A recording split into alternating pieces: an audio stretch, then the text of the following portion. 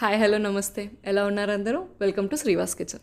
ఈరోజు మన స్పెషల్ పల్లి పచ్చడి చేయడం చాలా సింపుల్. ముందుగా స్టవ్ మీద కడాయి పెట్టుకుని ఒక 1 స్పూన్ ఆయిల్ ఇంకా పచ్చిమిరపకాయలు వేయండి. అవి మంచిగా ఫ్రై అయిపోయిన తర్వాత దాంట్లో ఒక కప్పుడు పల్లీలు వేసుకోండి.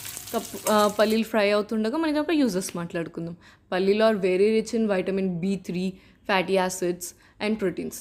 దీనివల్ల మన గట్ హెల్త్కి వెరీ హెల్ప్ఫుల్ మార్నింగ్ తింటే. తర్వాత దీంట్లో ఒక 4 రెబ్బలు కరివేపాకు వేసుకోండి. కరివేపాకు మంచిగా ఫ్రై అయిపోయిన తర్వాత ఒక 2 టమాటోస్ వేసుకొని ఇంకా మంచిగా ఫ్రై చేసుకోండి. టమాటోస్ దగ్గరకు రావడం కోసం కొంచెం ఉప్పు వేసుకుంటే ఇట్స్ హెల్ప్ఫుల్. నేను ఒక 1 స్పూన్ రాక్ సాల్ట్ వేస్తున్నాను ఇందులో. అండ్ ఇది మంచిగా ఫ్రై అయిపోయిన తర్వాత ఎంతవరకు తిప్పుకుంటూ ఉండండి. ఒకసారి మొత్తం దగ్గరకు వచ్చేసిన తర్వాత దీంట్లో ఇంకా ఎండింగ్ కోసం 4 వెల్లుల్లి రెబ్బలు, కొంచెం కొరియాండర్ ఇంకా కొబ్బరి వేసుకుని లైట్గా తిప్పేసుకోండి. ఇవంతా మంచిగా దగ్గరకు వచ్చేసేంత వరకు తిప్పుకుంటూ ఉండండి.